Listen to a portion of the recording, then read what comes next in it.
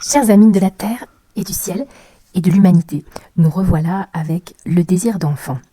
Ou pas d'ailleurs, la conception involontaire. Et d'abord, revenons sur cette dette de vie, celle que nous avons reçue.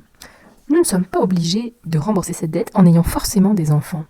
On peut aussi, évidemment, simplement servir la vie sans la transmettre en elle-même. Servir la vie en moi et autour de moi comme une respiration ne doit pas être un sacrifice. Servir la vie en moi, c'est mon chemin de vie vers mon ascension, mon programme d'âme, on pourrait dire, et autour de moi, des aspects dans l'éducation, le social, ou aussi la technique. Il y a beaucoup d'aspects matériels qui servent la vie, quelle que soit d'ailleurs l'implication, l'inclusivité, pour que cette aisance à réaliser, à accomplir, touche aussi d'autres personnes que moi-même. Mais c'est vrai quand même que le fait d'avoir un enfant implique une abnégation sur une durée, au moins 20 ans, tellement importante et tellement continue que souvent elle nous fait dépasser nos limites. Elle nous enseigne presque cette forme de dévotion qui pourrait aussi ouvrir le chemin de la foi intérieure. Et quand on a des enfants, c'est une sorte de foi en eux qui nous amène à donner, à donner, à donner, à apprendre à donner et à aimer encore plus grand. Et alors on pourrait aussi dire, dans ce désir d'enfant, il y a des aspects biologiques ou génétiques, ou la question de l'horloge du temps qui passe et qui dit « Ah, bientôt je ne pourrai plus avoir d'enfant, ce serait le moment d'avoir un enfant ». On dit que les femmes sont plus touchées par cet aspect, et d'ailleurs, hormonalement, nous ne sommes pas égaux devant le fait de ne pas avoir d'enfant. Un homme qui n'a pas d'enfant peut vivre une certaine continuité de son évolution, corps, âme, esprit, tandis qu'une femme qui n'a pas d'enfant vit une forme d'inaccomplissement hormonal, physiologique, qui donne éventuellement des sujets de santé au long terme, et aussi cet élan de prendre soin, ne trouvant pas d'objet dans cette continuité et cette intensité des enfants, et se retourner d'une certaine façon sur soi, c'est-à-dire créer des problèmes de santé pour prendre soin de soi comme on aurait pris soin d'un enfant. En fait, ces aspects biologiques, ou génétiques, ou hérités, sont modulés par des aspects énergétiques de deux natures. Ça veut dire, pour une même biologie, s'exprime ou ne s'exprime pas, se manifeste ou ne se manifeste pas, selon les héritages karmiques et transgénérationnels.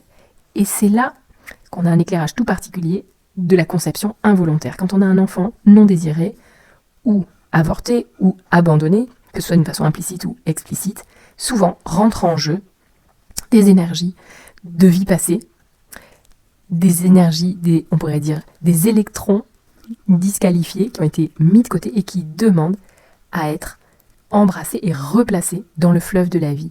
Et aussi des énergies des générations précédentes, on dit des pollutions de lignée, qui nous laissent pas libres, qui nous obligent d'une certaine façon à revivre ces schémas jusqu'à ce qu'ils aient été nommés, aimés et transformés.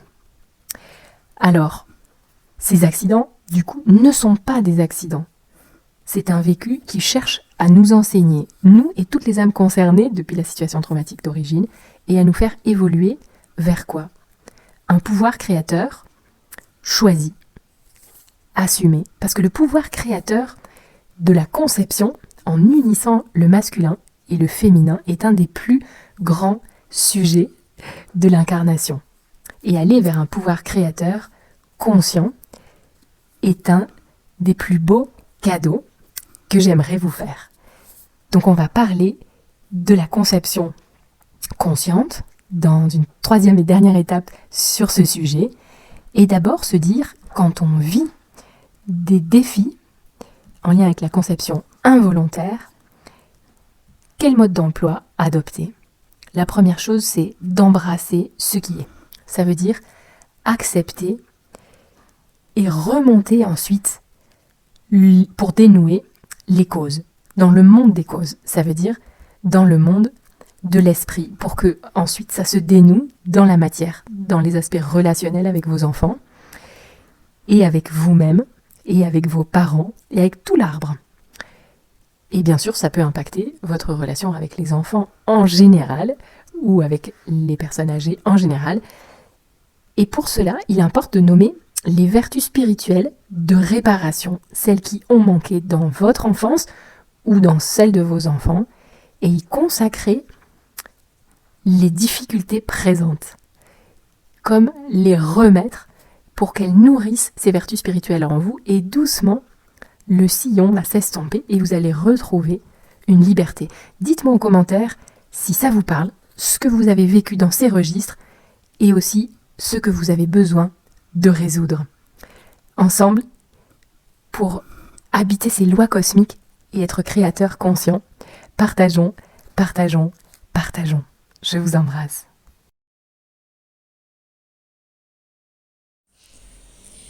Vois sur ton chemin, gamins oubliés, gardez donne-leur la main pour les mener vers d'autres lendemains. Donne-leur la main pour les mener vers d'autres lendemains. Au cœur de la nuit, l'onde d'espoir, ardeur de la vie, sentier de gloire, ardeur de la vie, sentier de gloire, sentier de gloire.